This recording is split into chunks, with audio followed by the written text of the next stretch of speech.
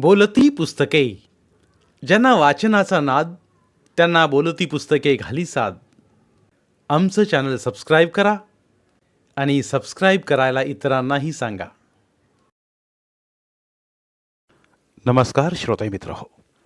बोलती पुस्तके सादर करीत आहे लेखक श्री वासुदेव पाटील लिखित कादंबरी गिरहान, प्रकरण 10. सुटलं सुटलं गिरहान. चंद्रधरेच्या छायेतून मोकळा होताच बापाचा कित्ता गिरवत अर्जुनाच्या पोरानं दे दान सुटे गिरांच्या तारापुरात आरोळ्या घुमवल्या. तत्पूर्वी विहिरीतल्या तळातील महंताच्या हातातील सुटलेली घागर व तिच्यातून सांडलेले पिवळे धमक रुद्राक्ष जेवढे उचलता येतील तेवढे सारे भैरवनं चंद्रप्रकाशात गोळा केले.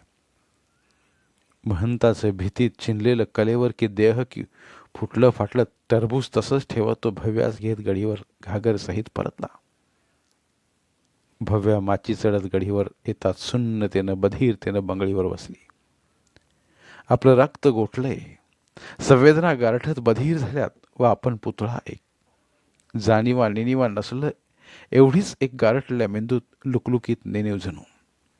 बराच वेळ ती व भैरवी तसाच बसून. झुंजू मुंजू पहाट फुटली.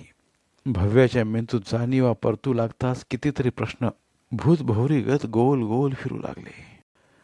भैरव, सार सारा कल्पित अनाकरणीय व गूढ गर्भ व अगम्यच. साऱ्या घटना नजरेसमोर घडत असताना ही प्रत्येक घटना कशी घडली व ती तशीच का घडली याबाबत तर्कसंगती लावून ही कारण मीमांसा तर सोड, पण साधा प्रकाशही पडत नाही. खूप खूप प्रश्नांचं झंझावाती वादळ घोंगावतंय. भव्या अधीरतेने जिज्ञासेने की भांबावून विचारती झाली. भव्या, गिरहान सुटलं. चंद्रधरेच्या छायेतून सुटला, अगदी तसंच आपणही एका कराल मृत्यूच्या दाढेतून सुटलो. पण एक वैशिष्ट्य बघ, चंद्र फक्त फिरत राहिला म्हणून विनासायास ग्रहणातून सुटला. मात्र आपण सहज सुटलो नाहीत. आपल्या सुटण्यात कमालीची गुंतागुंत आहे. बऱ्याच गोष्टी असं घडणार म्हणून आखल्या होत्या, पण त्या आखताना अगदी 2-2, 3-3 प्रतियोजना आखल्या होत्या, म्हणूनच सुटलो आपण. तू काय बोलतोय हे काहीच कळत नाही मला. आधी गंगाधरला मध्ये तू काहीच का केलं नाहीस ते सांग. त्याला मृत्यूनं कवटाळलं असेल का? असेल तर कसं? त्याला कळलं का नसावं? भव्या, आपण आधी कधीच आत भुयारात गेलो नव्हतो, तसा तोही आधी भुयारात उतरला नव्हता. पण त्याला भुयाराबाबत दरवाजाबाबत सारी माहिती वेळोवेळी ज्ञात झालेली होती. तरी त्या जाऊ दे. त्याला समज की एका गोष्टीचा अंदाज बांधता आला नाही. कोणता? भव्या अधीर. आधीच्या वेळी ज्या ज्या ग्रहणाच्या वेळी तो भुयाराजवळ होता त्यावेळेस खंडग्रास ग्रहणच घडलं होतं तारापुरात. म्हणून त्यावेळेस भुयारातून दोन्हीकडची पाण्याची पातळी सम होताना भुयारात पाण्याचा प्रवास अपुराच असायचा.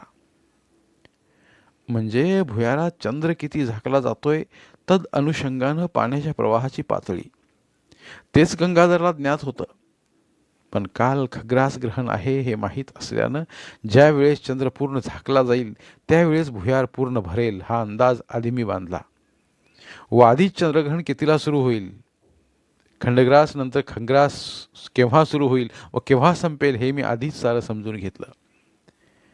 त्यानुसार गडीतलं तळघर ते शिवालय हे अंतर पायी चालत तर किती वेळ लागतो हे मी स्वतः मोजलं व त्यानंतर शिपायाकरवी पळत आलो तर किती हा वेळ ही मोजला. त्यानुसार तुला भुयारात उतरताच घड्याळ 10 मिनिटे मागे करायला लावलं.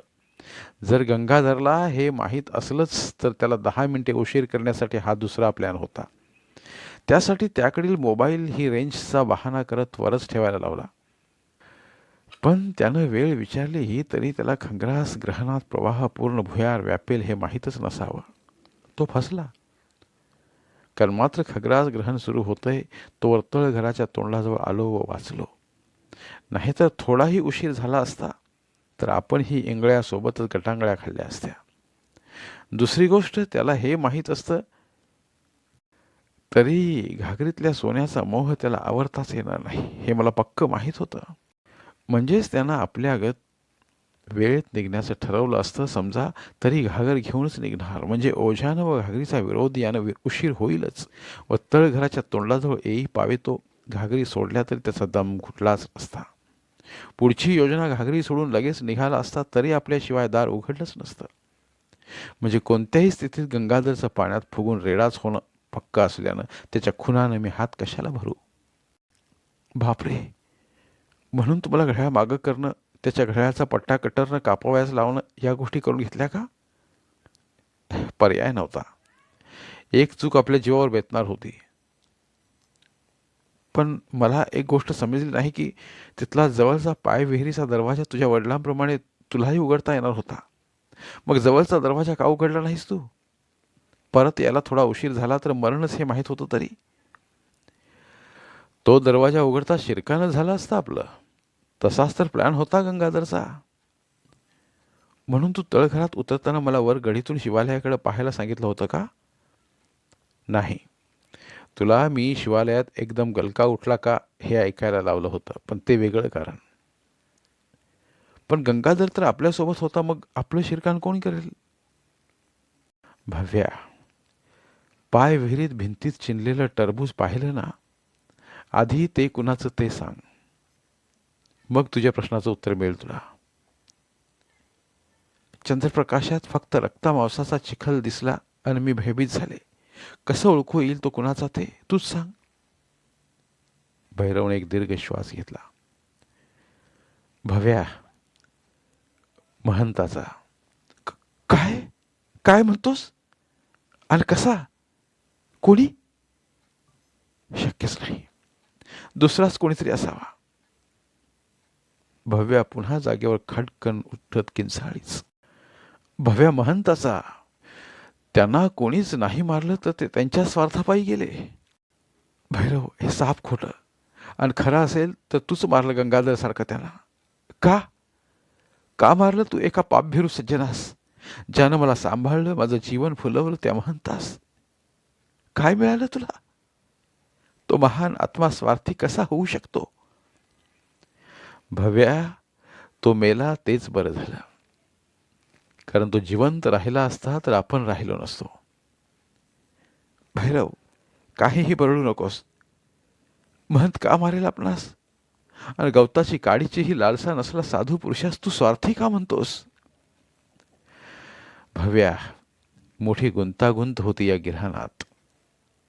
भव्या, तू 4-5 दिवसांपासूनची महंताची वागणूक व बोलणं आठवून पहा. त्यांच्यातला स्वार्थ तुला दिसेल. भैरव, ज्याला वाटलं असतं तेव्हा तो खजाना काढू शकला असता, त्यानं तरी ढुंकून पाहिलं नाही.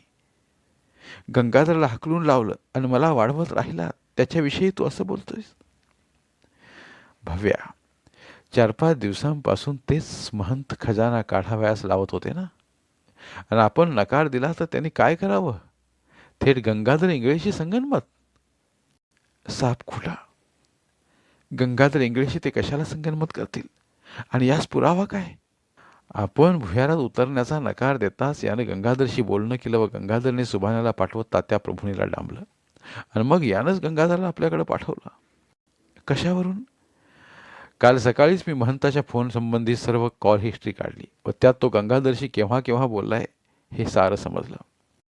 भव्याला धक्का बसला, पण तरी तिला हे पटेना. भव्या, जे महंत आधी आपणा स्वार्थावर बोलत होते व गंगाधर बाबत सारं सांगत होतं ते कदाचित पापभिरी व निसंग असावेत. पण जेव्हा तेच आपणास भुयारात उतरायला सांगू लागले आणि मला शंका आली, मग नंतरचं गंगाधरचं वागणं, महंतांचं शिवालयात शिवपुराण आयोजित करणं, महंत इथं असताना गंगाधर ही सर्रास वावरतोय, यानं ती बळावली व मी सावध झालो. तरी नाही पटत हे. भव्या, आपण ज्या वेळेस त्यांना भेटावयास गेलो तेव्हा ते तुला सोबत घेऊन भुयारात जाऊ नका म्हणाले होते, आठवतं का? हो, पण त्यात माझ्या सुरक्षिततेची काळजी हेच कारण होतं ना? नाही भव्या, तीच त्यांची चाल होती. भंडारा 12 पावे तो संपवावा व नंतर शिवपुराण करायला आलेल्या शिष्यांनाच वरती थांबायला लावत महंत पाय विहिरीत उतरणार व गंगाधर सोबत मी तळघरातून प्रवेश करणार.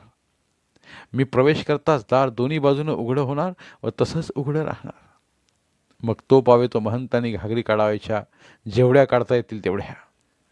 नंतर मागून गंगाधर व पुढून महंत माझा शिरच्छेद करणार, हाच त्यांचा प्लॅन. पण मग मला का मना केलं त्यांनी? मलाही तुझ्यासोबत मारता आलंच असतं ना त्यांना. जर मी व तू दोन्ही तळघरातून उतरलो असतो तर दारात प्रवेश करता दार बंद झालं असतं व त्याच वेळी पाय विहिरीतलंही. मग इकडं महंत एकतर मध्ये अडकला असता व त्याला घागरी काढता आल्या नसत्या. म्हणून त्यानं तुला भुयारात घेऊन न जाण्याचं सुचवलं. बरं, पण त्यांनी तुला 15 मिनिटे टाइमपास करायला लावला होता ग्रहण लागल्यावर, ते का? त्यांना खग्रास ग्रहण लागावं हे हवं होतं. उरल्या वेळात घागरी काढल्या की नंतर खग्रास ग्रहण लागलं की मी व गंगाधर मध्येच अडकत पाण्यात बुडूही, ही महंताची आणखी एक चाल. बापरे. पण मी तिथं आधी एकटाच भुयारात उतरत दोन्ही दारं खुली केली, पण बऱ्याचदा ये जा करत उघड बंद केलं. त्याचवेळी तुला आधीच सांगितल्याप्रमाणे शिवालयातला गलका ऐकायला लावलं. तू परत येत मला खून केली व मी उतरलो. त्यावेळी गंगाधरनं तुलाही घ्यायला लावलं व मी ते लगेच मान्य केलं.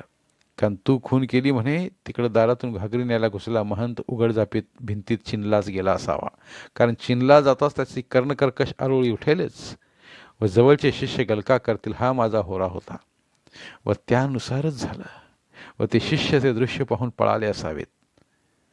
बघ, आणखी हे सारं करताना मी जास्त वेळही घेतला नाही, कारण खग्रास स्थितीच्या आधी आपणास जाऊन परतायचं होतं म्हणून. भव्याला तर धक्क्यावर धक्के बसत होते व तिचा हळूहळू विश्वास बसत होता. अरे पण मग तुला महंत चिरडले गेले हे माहीत असताना तू समोरच्या दरवाजातून का निघाला नाही? परतायची रिस्क जीवावर येणारी माहीत असूनही. या ठिकाणी मला महंताचा आधीचा सल्ला आठवला. आठव, महंत एकदा म्हणाले होते, सबकी सुनना लेकिन मन की करना. यह गुफा अपने आप एक अनसंग राज है. इसके बारे में आज जो ज्ञात है वो कल बदल भी सकता है. कुदरत नियती हमेशा करवट बदलती है. मी हे पक्क लक्षात ठेवलं होतं. समोर भिंतीत महंत चिरडला गेला असेल हा एक अंदाज होता. काय सांगावं, ऐनवेळी महंतानं शिष्यालाही आत पाठवलं असावं आणि महंत तेथेच हजर. अशा वेळी आपण तिकडनं निघणं म्हणजे महंताकडून शिरच्छेद पक्का. त्यात आणखी गंगाधर जवळच उभा, तोही दार उघडं पाहून मागोमागच लपकला असता. मला आपण दोघांना शाबूत ठेवत गंगाधरचाही ओम फट स्वाहा करायचा होता, म्हणून मी परतीचा फेऱ्याचा मार्ग स्वीकारला. मी हाडांचा सांगाडा पाहिला तेव्हा पाण्यात काहीतरी दिसतंय बोलले होते ना? हो, पण पाण्यात बुडल्यानं ते महंताचंच तुटलेलं शरीर हे कळत नव्हतं. म्हणजे तू खूपच विचार करत हे सारं ठरवलं होतं तर? ठरवणं आणि तसंच घडणं हे कधीच शक्य होत नाही पाहिलेल्या अनुभवलेल्या परिस्थितीवर. इथे तर सारीच अनभिज्ञता होती. विचार कर, केवळ महंताच्या सांगण्यावरूनच बाकी अभ्यास व त्यांच्यावरच डाव उलटणं. तुझा व माझा बाप सोबत असताना पाय विहिरीकडून तुझ्या बापाद्वारे उघडणारं दार दोन्ही हातांना लगेच बंद होतं, तर तळघराकडून माझ्या बापाकडून उघडणारं दार एकटा असताना सताड उघडं व दोन्ही असताना लगेच बंद. एका दिशेनं एकाच व्यक्तीकडून उघडणं, दुसऱ्या व्यक्तीकडून विरुद्ध दिशेनं. याचाच उपयोग करत मी महंतास पछाडलं. भैरव, किती हुशारी दाखवलीस रे तू. भव्या, तुझा बाप व माझा बाप बळी पडला म्हणून कदाचित गुणसूत्रातच नियतीने बदल करत हा गुण बहाल केला असावा. पण माझ्या हुशारीपेक्षा आपल्या त्या पूर्वजांनी हे निर्माण केलं, त्यांची हुशारी अजूनही तुझ्याच काय, पण महंताच्याही लक्षात आली नाही, जी मलाही आत्ताच लक्षात येते.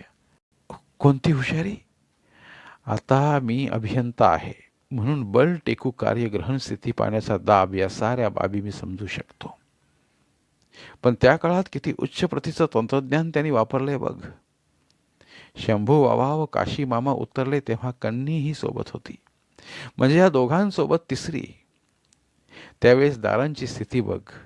दोघे आत प्रवेशताच मागील दार बंद झालं व गढीहुल आडात कन्नीसाठी मार्ग मोकळा राहिला, जेथून ती निघाली होती. तसंच आताही घडलं. आपण दोघे घुसल्यावर तळघराकडून उतरलो तेव्हा गंगाधरही सोबत होता. इथे चमत्कार काय घडला तर मागील दार बंद व्हायला हवं होतं, पण ते उघडच राहिलं, तर पाय विहिरीकडचं बंद झालं. किती किती गुंतागुंत. वेगवेगळी दारं, वेगवेगळ्या व्यक्ती सापेक्षच नाही तर प्राणी सापेक्ष, कन्नी विळी तळघराचं नाही तर गढीवरील आडाचं, बदलणारी स्थिती, ग्रहणागणिक प्रवाह व त्यांची उंची, आणि हे सार होऊन ही दार बंद असो वा उघड असो तरी पाण्याचं येणं सुरूच. आलेलं जातं कुठं? सुसरीतून की धरणातून? धरण तर नंतर बनलं. रहस्यात रहस्य दडलीत की बदलत्या काल सापेक्ष यात बदल होतोय की गुणसूत्रातला बदला गणिक वेगवेगळी स्थिती. पूर्वज हुशार की कुदरत त्यावर कुरघोडी करते. शेवटी माणूस कितीही प्रगत झाला तरी कुदरत आपला रंग दाखवते हेच खरं. कदाचित यावेळेस महंतास रंग दाखवत नियतीने हे दान आपल्या पदरात टाकले. का तर आपण खजान्याचा स्वार्थ धरला नाही म्हणून का? रहस्यच एक. पुरे आता. माझा स्क्रिझोफ्रेनिया पुन्हा उद्भवेल आता असंच होतं ही गुंतागुंत पाहून. पण तरी महंत तिथं आपला शिरच्छेद करण्यासाठीच उभा होतं हे कुठं सिद्ध होतं? पाय विहिरीच्या तळातून घागर काढताना नंगी समशेर मी पाहिली, जी त्याच्या हातातून गळाली असावी. मी ती उचललीच नाही. हवं तर तू उजाडतंय आता पाहून ये जा. भैरव, अजब तू. मी भाग्यवान समजते की समपातळी तुझ्याशी आहे माझी. भैरव हसला व त्यानंच तिला आवडला. दुसऱ्या दिवशी पेपरला मोठी हेडिंग आली. शिवालयातल्या गुप्त खजान्याच्या स्वार्थानं महंताचाच बळी, तरी नेमकं कारण गुलदास्त्यातच.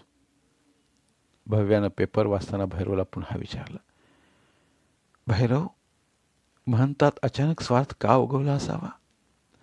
भव्या, प्रत्येक माणूस स्वार्थी आहेच, पण प्रत्येकातला हा स्वार्थ संस्कार वा चांगुलपणाच्या लेपनात कोशात लपवला जातो. तो आतून संधी शोधत टपून असतो.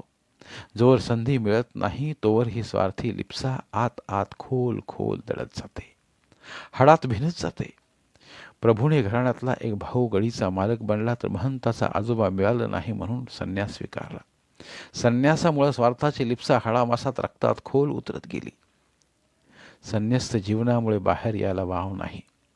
मग मुलातून मुलात म्हणजे महंतात ही रक्तातून आली असावी लिप्सा. शंभू व काशी गेल्यानंतर दार उघडणार कोण? म्हणून तुला जित्त ठेवणं महत्वाचं म्हणून त्यांनी तुला हिमालयात नेली. कदाचित एखाद ग्रहणास तुला आणत त्याने दार उघडण्याचा प्रयत्न केलाही असावा, पण तुझ्यात व माझ्यात ही शक्ती सज्ञान असल्याशिवाय आलीच नसावी. कारण आपणा जे आभास सुरू झाले ते 12वी पास झाल्यावर, सत्काराच्या प्रसंगानंतर, म्हणजे 18 वर्षानंतर. म्हणून त्यांनी प्रभूने मार्फत तुला वाढवलं. हे म्हणजे त्यांचे उपकार नव्हेत, तर धनाची पिढ्यानपिढ्याची लिप्साच. भव्याला सारं समजलं व तिच्या शंकांचं निरसन झालं. पुढच्या ग्रहणाच्या वेळी भव्या व भैरव पुन्हा भुयारात उतरले. त्यांनी गिरिजा, शंभो व गंगाधरच्याही अस्थी घेतल्या. कन्नी व काशी गौरीच्या आधी सुरक्षित ठेवलेल्या. सर्व अस्थींचं काशीला जात यथोचित विधी करत गंगेत विसर्जन केलं व योग्य मुहूर्तावर पुनश्च विवाह करत समपातळी गाठली. मग कसला पुन्हा स्क्रिझोफ्रेनिया? समाप्त. तळ टिपेतली टीप तळघरातल्या टाक्यागत कथा तशी कालच संपली होती, पण वाचकांच्या मनातल्या रहस्याचा भेद साठीच भव्या व भैरवच्या संवादातून हा तळटिपीय भाग. आज इथे लेखक वासुदेव पाटील लिखित गिऱ्हाण या कादंबरीच्या अभिवाचनाची सांगता होत आहे. पुन्हा भेटूया एका नवीन कादंबरीच्या अभिवाचनासह.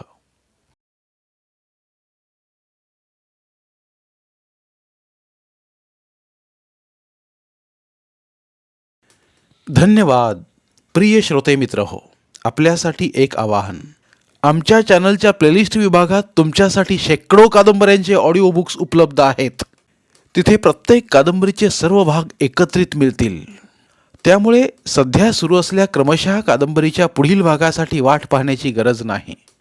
तुमच्या वेळेनुसार तुम्ही संपूर्ण कादंबरी सलगपणे ऐकू शकतात आणि साहित्याचा आस्वाद घेऊ शकता. कृपया आमच्या चॅनलच्या होमपेजवर जाऊन प्लेलिस्ट चेक करा आणि तुमची आवडती कादंबरी निवडा. धन्यवाद.